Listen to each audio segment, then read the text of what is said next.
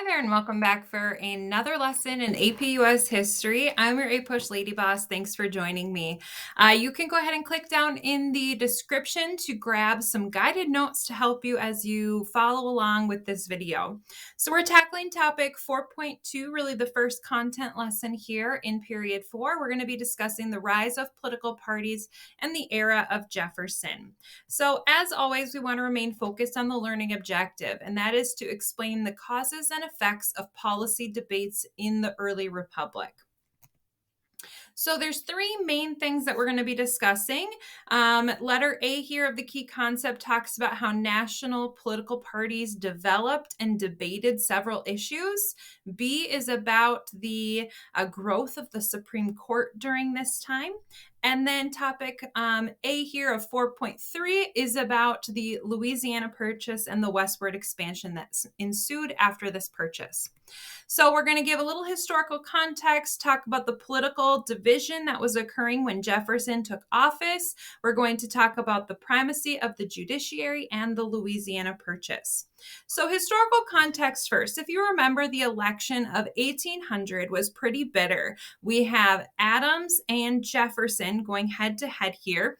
And actually, the way that the way that people voted back then, they did not separate, the electors didn't separate between vice president and president. So Jefferson and Burr actually tied, and the House of Representatives ended up voting subsequent times, and that's how Jefferson was elected. But it was a bitter election, but it ended up being known as the Peaceful Revolution, as there was a peaceful transfer of power from Federalist John Adams to Democratic Republican Thomas Jefferson.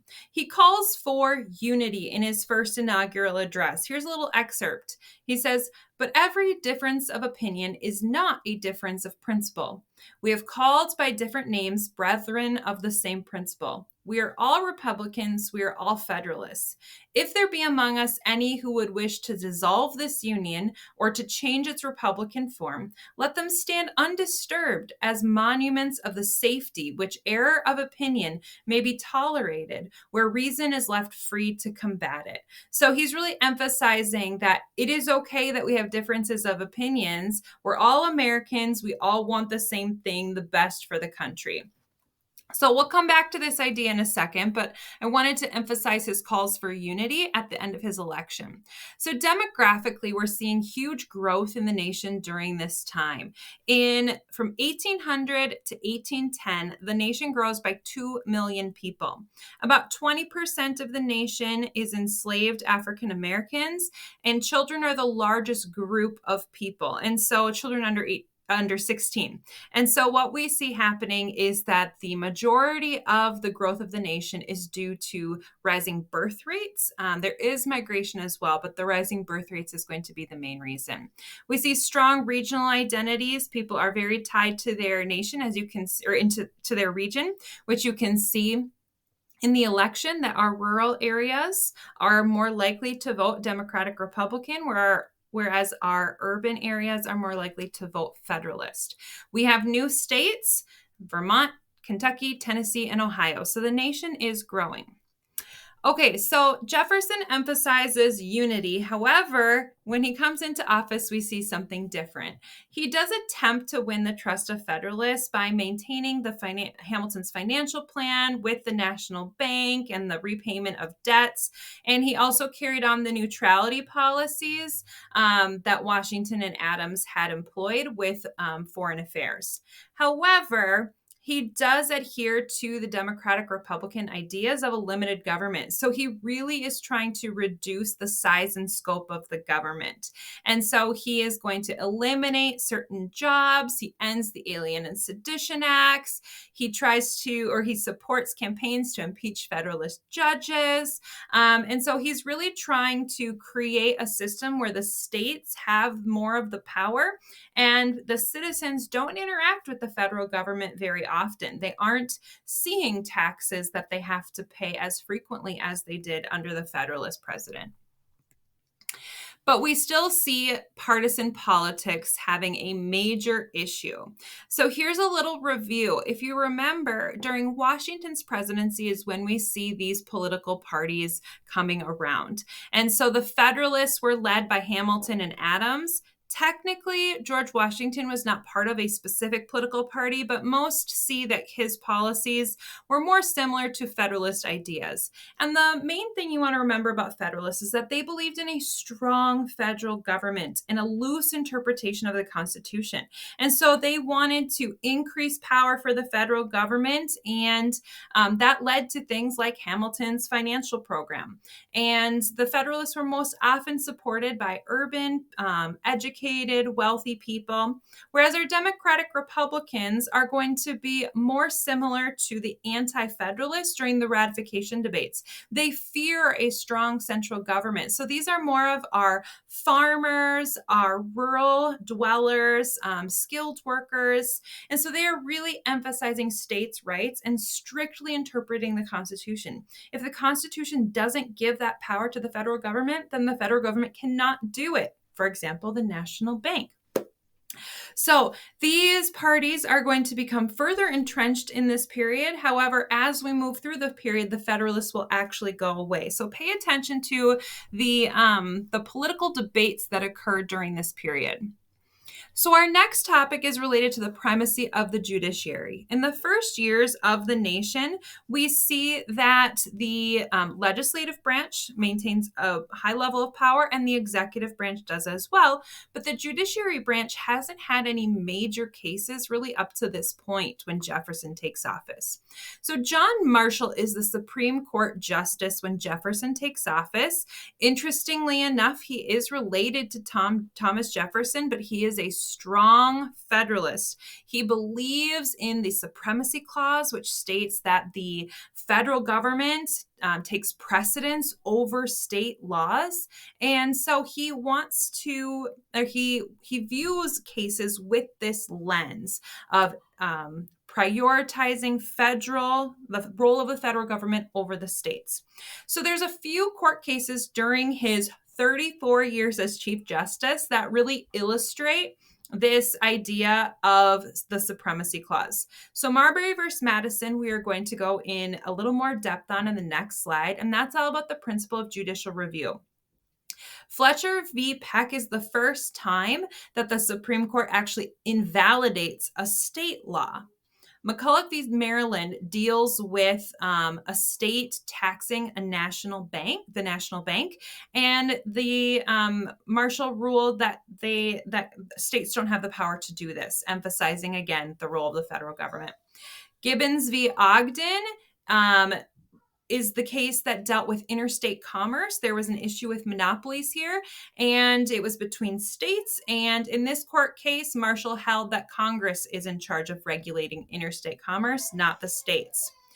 And then we have Worcester v. Georgia, which we'll go more in depth on later in the unit. And this is the idea that Georgia had interfered with federal authority in relation to American Indians. So Marbury versus Madison, like I said, is the case that we're going to discuss a little more in depth here. So what happens at the end of President John Adams' presidency is he has this window of time where he still is the president. However, he knows that he has not been reelected. So he is what we call a lame duck president in this instance. And so what he wants to do is he wants to leave a legacy of Federalists. And so what happens is he appoints what are known as the midnight judges. He tries to appoint as many Federalist judges into the court system as possible, but not all of the judges actually get their commissions. It's like their official job offer. And so one of those midnight judges is William Marbury, and he sues for his appointment because what happens when Jefferson comes in office is he tells his Secretary of State, James Madison, he says, don't deliver the commissions. I don't want these Federalist judges to have their job. Marbury's like, I just didn't get the paper, but I was appointed. I should have the job. So he sues for his job. The Supreme Court hears the case in 1803.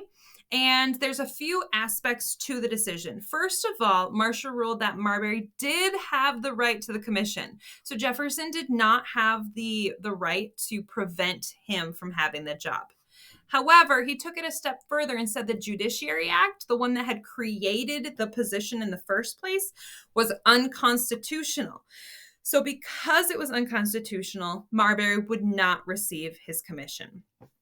So that's a lot of background to the really important principle of judicial review. And this is what you have to associate with Marbury versus Madison. This is one of the most important court cases of American history that you have to know for APUS history.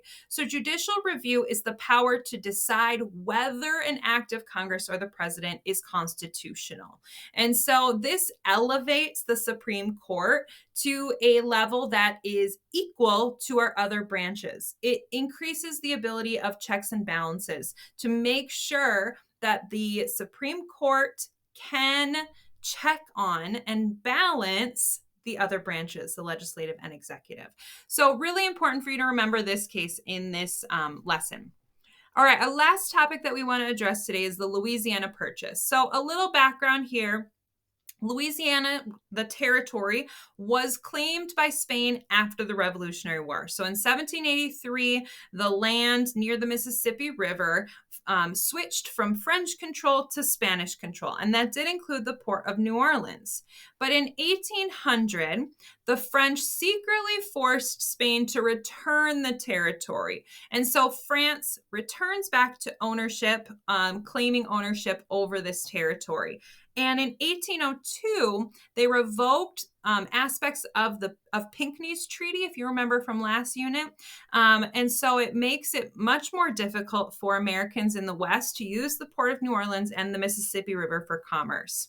But by just a year later, Napoleon is dealing with many issues with foreign policy and finances. And so he isn't super interested in this region anymore. Jefferson sends diplomats to France to offer to buy New Orleans and a small strip of land. And in response, French ministers offer to sell all of it for $15 million, and the diplomats accept. So in 1803, with the Louisiana Purchase, we see the United States more than double in size. So why is this significant? Obviously, it's more than doubling the size of the United States, but it poses a really significant constitutional challenge. If you remember, Jefferson and the Democratic-Republicans believed in a strict interpretation of the Constitution, which meant that unless the Constitution stated they could buy foreign land, then they could not do that. Well, there is no constitutional basis for this. But Jefferson is very pragmatic, and he knows that this is going to help for his vision of an agrarian society with independent farmers. And so he puts aside his political ideology here, and he proposes this purchase to the Senate as an extension of the presidential right to make treaties. The Senate quickly ratifies the treaty, and we see the Louisiana Purchase officially becoming part of the United States. We see increased conflict with American Indians as well, which we will continue to talk about in future lessons of this unit. So we have the Louisiana Purchase, which leads to the Lewis and Clark expedition. This had actually already been in the works before the purchase, and this is a scientific exploration where Lewis and Clark take the core of discovery across North America all the way to the Pacific Ocean.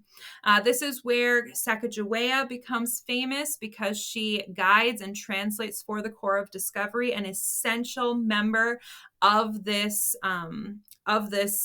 expedition, and she was not compensated for her work here. So they did gain greater scientific and geographic knowledge. There were some claims in the Oregon Territory with Britain, and it brought stronger U.S. claims to the area. The American Indians who they interacted with, they did develop some positive relations. Unfortunately, those dissipated as Americans moved further and further west and diseases were spread. But really importantly was the accurate maps and land routes that were developed as a result of the expedition. So, a variety of things talked about in this lesson. Really want to pay attention to Jefferson taking office and the main ideas of the political parties. You want to be aware of how Marshall, a Federalist judge, increased the power of the judiciary, especially through the principle of judicial review. And then finally, how the Louisiana Purchase marked a debate for our Democratic Republican president. So I hope this video was helpful for you. And if so, please like and subscribe.